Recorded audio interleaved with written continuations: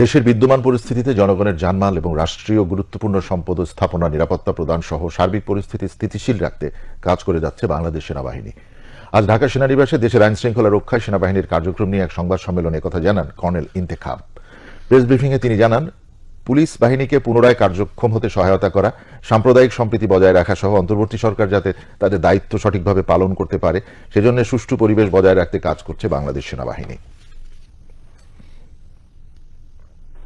আইন শৃঙ্খলা পরিস্থিতি নিয়ন্ত্রণে এ পর্যন্ত সেনাবাহিনী মোট ৬,০০০-এরও অধিক অবৈধ অস্ত্র এবং প্রায় ২ লক্ষর অধিক রাউন্ড গোলাবারুদ উদ্ধার করেছে এবং এর সাথে সম্পৃক্ত ২৫০০-এরও অধিক ব্যক্তিকে গ্রেফতার করেছে।